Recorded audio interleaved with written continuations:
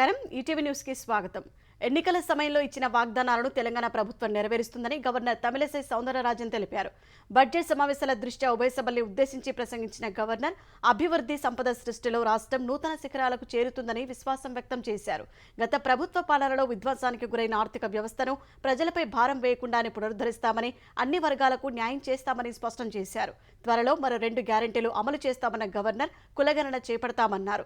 ప్రజాపాలన కార్యక్రమం ద్వారా 1,28 లక్షల పైగా దరఖాస్తులు అందాయని వివరించారు। 2 లక్షల ఉద్యోగాల భర్తీకి కట్టుబడి ఉన్నామని, టీఎస్పీఎస్సీ ప్రక్షాళన మొదలుపెట్టినట్లు తెలిపారు। ప్రాజెక్టుల నిర్మాణం, లోపాల సవరణ సహా భూ సమస్యలను పరిష్కరిస్తామని గవర్నర్ తన ప్రసంగంలో వెల్లడించారు। రాష్ట్ర ఆదాయానికి కీలకమైన హైదరాబాద్ గత వైభవాన్ని పునరుద్ధరిస్తామని తెలిపారు। అదే సమయంలో రాష్ట్రమంతటా అభివృద్ధిని వికేంద్రీకరించాలని లక్ష్యంగా పెట్టుకున్నట్లు వివరించారు। చిన్న పరిశ్రమల్ని ప్రోత్సహించడానికి ప్రభుత్వం కొత్త ఎంఎస్ఎంఈ విధానం తీసుకొస్తుందన్నారు। కృత్రిమ మేధకు హైదరాబాద్ను రాజధానిగా మారుస్తామని చెప్పారు। అసెంబ్లీలో గవర్నర్ ప్రసంగం తెలంగాణ ప్రజలను నిరాశపరిచిందని మాజీ మంత్రి హరీష్ రావు విమర్శించారు। ప్రజలకు భవిష్యత్తుపై విశ్వాసం కల్పించలేకపోయిందని పెదవి విరిచారు। అట్టహాసంగా ప్రారంభించిన ప్రజావాణి కార్యక్రమాన్ని సీఎం రేవంత్ రెడ్డి తుస్సుమనిపించారని హరీష్ రావు ఎద్దేవా చేశారు। అవుట్సోర్సింగ్ ఉద్యోగులతో ప్రజావాణి నిర్వహిస్తున్నారని మండిపడ్డారు। ఎన్నికల సమయంలో ఇచ్చిన గ్యారంటీల హామీలు 2 నెలలైనా అమలు చేయలేదని విమర్శించారు। అసెంబ్లీ సమావేశాల తర్వాత తెలంగాణ మంత్రివర్గ విస్తరణ ఉంటుందని కాంగ్రెస్ ఎమ్మెల్యే కోమటిరెడ్డి రాజగోపాల్ రెడ్డి చెప్పారు। తనకు హోంశాఖ ఇవ్వాలని కోరగా అధిష్టానం హామీ ఇచ్చినట్టు చెప్పారు। అసెంబ్లీ ప్రాంగణంలో మీడియా ప్రతినిధులతో ఇష్టాగోష్ఠి మాట్లాడిన ఆయన కేసీఆర్ను గద్దె దించేందుకే తాను మళ్లీ కాంగ్రెస్లోకి వచ్చినట్టు చెప్పారు। హోంమంత్రి పదవి చేపడితేనే భారాస నేతలు నియంత్రణలో ఉంటారని తెలిపారు। కేసీఆర్, కేటీఆర్, హరీష్ రావు, కవిత, సంతోష్ రావు, జగదీష్ రెడ్డి సహా ఆయన కుటుంబ సభ్యులు జైలుకు వెళ్లడం ఖాయమన్నారు। భువనగిరి, నల్గొండ లోక్సభ సీట్లలో తమ కుటుంబ సభ్యులు పోటీ చేయరాదనేది తన ఉద్దేశమని చెప్పారు। ఒకవేళ పార్టీ ఆదేశిస్తే పోటీ చేస్తామన్నారు। ఎవరికి సీటు ఇచ్చినప్పటికీ గెలిపిస్తామని తెలిపారు। భారాసాను భాజపాలో విలీనం చేస్తారని, కేసీఆర్కు భాజపాయే శ్రీరామరక్ష అని రాజగోపాల్ రెడ్డి పేర్కొన్నారు।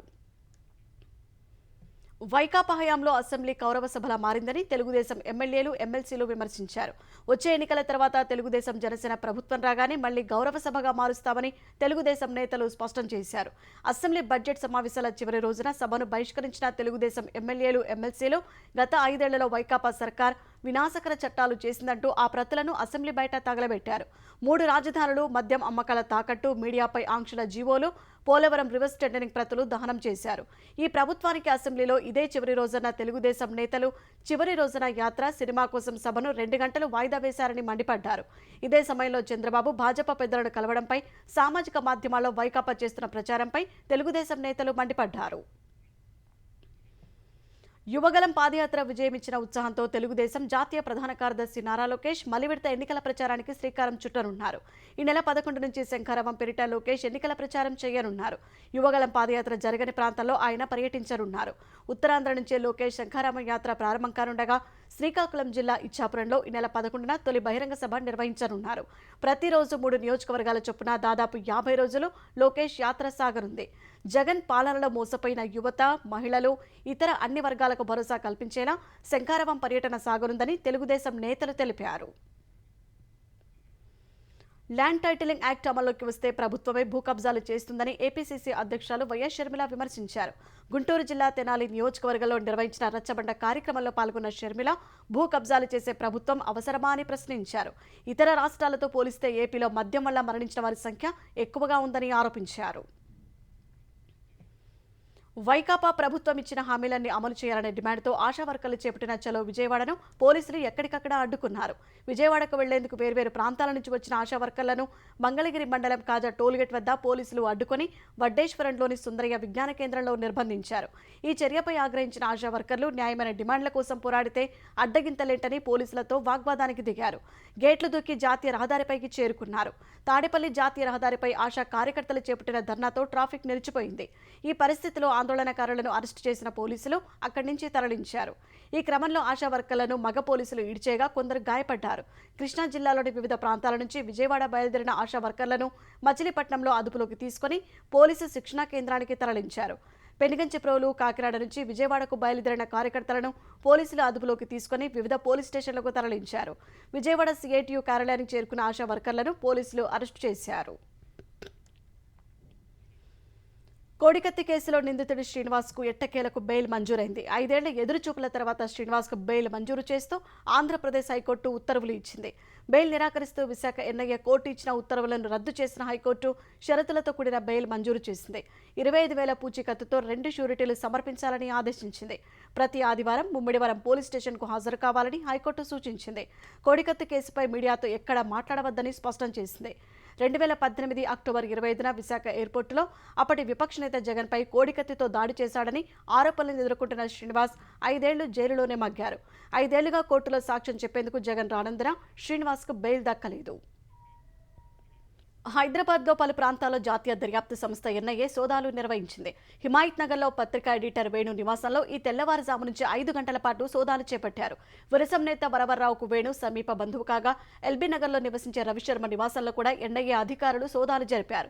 ఈ సోదాల తర్వాత అధికారులు వేణు సెల్ ఫోన్ స్వాధీనం చేసుకుని వెళ్లిపోయారు. ఎన్ఐఏ బృందం తన నివాసానికి సెర్చ్ వారెంట్తో వచ్చిందని వేణు తెలిపారు. 2023 సెప్టెంబర్ 15న మలేషియా టౌన్షిప్లో మావోయిస్టు కేంద్ర కమిటీకి చెందిన సంజయ్ దీపక్ రావును పోలీసులు అరెస్టు చేశారని, ఆ కేసులో తనకు సంబంధం ఉందంటూ పోలీసులు కేసు నమోదు చేశారని వేణు తెలిపారు. ఈ కేసు వ్యవహారంలోనే సోదాలు చేశారని చెప్పారు. ప్రస్తుతం తాను విరసంలో లేరని, ఎన్ఐఏ అక్రమంగా తనపై కేసులు పెట్టిందని వేణు ఆరోపించారు. నిర్మల్ జిల్లా ఖానాపూర్లో దారుణం చోటు చేసుకుంది. ఓ యువకుడు నడి రోడ్డుపై యువతిని కత్తితో పొడిచి కిరాతకంగా హత్య చేశాడు. యువతి టైలరింగ్కు వెళ్లి వస్తుండగా దాడి చేసి చంపేశాడు. అడ్డుకోబోయిన మరో మహిళా బాలుడిపై కూడా దాడికి తెగబడ్డాడు. ఈ దాడిలో వారిద్దరూ తీవ్రంగా గాయపడ్డారు. స్థానికులు క్షతగాత్రులను ఆసుపత్రికి తరలించి చికిత్స అందిస్తున్నారు. మాజీ ప్రధాని మన్మోహన్ సింగ్ ఎంపీలందరికీ ఆదర్శప్రాయుడని ప్రధాని నరేంద్ర మోదీ అన్నారు. ఈ దేశానికి మన్మోహన్ చేసిన సేవ అపారమని, సుదీర్ఘకాలం పాటు రాజ్యసభకు ఆయన అందించిన సహకారం, దేశాన్ని నడిపించిన తీరు ఎప్పటికీ గుర్తుంటుందన్నారు. ఫిబ్రవరి నుంచి మే మధ్య రాజ్యసభ నుంచి 68 మంది ఎంపీలు పదవి విరమణ చేయనుండగా ఇవాళ వారికి సభలో వీడ్కోలు పలికారు. ఈ సందర్భంగా మాట్లాడిన మోదీ మన్మోహన్పై ప్రశంసలు కురిపించారు. రాజ్యసభలో జరిగిన ఎన్నికల సమయంలో ట్రెజరీ బెంచ్ గెలుస్తుందని తెలిసినప్పటికీ ఆయన వీల్ చైర్లో వచ్చి ఓటు వేశారని, ప్రజాస్వామ్యం బలోపేతానికే కృషి చేశారని అన్నారు. ఓ సభ్యుడిగా తన విధుల విషయంలో మన్మోహన్ ఎంత బాధ్యతగా ఉన్నారనడానికి ఇదో ఉదాహరణ అని తెలిపారు. ప్రధాని నరేంద్ర మోదీ పుట్టుకతో ఓబీసీ కాదని కాంగ్రెస్ అగ్రనేత రాహుల్ గాంధీ తెలిపారు. ఈ విషయంలో ఆయన ప్రజలకు మోసం చేస్తున్నారని ఆరోపించారు. భారత్ జోడో న్యాయయాత్రలో భాగంగా ఒడిశాలో పర్యటించిన రాహుల్ గాంధీ ప్రధాని మోదీ తనను తాను ఓబీసీని అని చెప్పుకుంటూ ప్రజలను మోసం చేస్తున్నారని అన్నారు. ప్రధాని మోదీ ఏనాడు ఓబీసీలతో కరచాలనం కూడా చేయరని, బిలియనియర్లైన వ్యాపారవేత్తలను మాత్రం మనసారా ఆలింగనం చేసుకుంటారని రాహుల్ ఆక్షేపించారు. తర్వాత రాహుల్ యాత్ర ఛత్తీస్గఢ్లో ప్రవేశించింది. ద్రవ్యోల్బణం కట్టడికి గట్టి చర్యలు తీసుకుంటున్న ఆర్బీఐ వరుసగా ఆరోసారి కీలక వడ్డీ రేట్లను యథాతథంగా కొనసాగించింది. గత ఏడాది ఏప్రిల్ నుంచి వడ్డీ రేట్లను స్థిరంగా కొనసాగిస్తున్న రిజర్వ్ బ్యాంక్ ఈసారి కూడా రెపో రేటును 6.5% కొనసాగిస్తున్నట్లు తెలిపింది. ఈ మేరకు మధ్యంతర ద్రవ్య పరపతి విధాన సమీక్షను ప్రకటించిన ఆర్బీఐ గవర్నర్ శక్తికాంత దాస్ 2024-25 ఆర్థిక సంవత్సరానికి వృద్ధి రేటు 7% అంచనా వేసినట్లు తెలిపారు.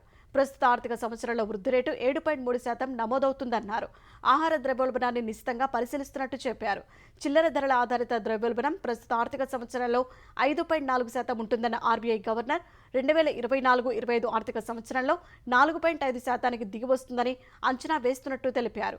2024లో ప్రపంచ ఆర్థిక వ్యవస్థ వృద్ధి స్థిరంగా ఉంటుందని అంచనా వేసినట్లు తెలిపిన ఆర్బీఐ గవర్నర్ ప్రస్తుత ఏడాది పెట్టుబడులు క్రమంగా పెరుగుతున్నాయని వెల్లడించారు.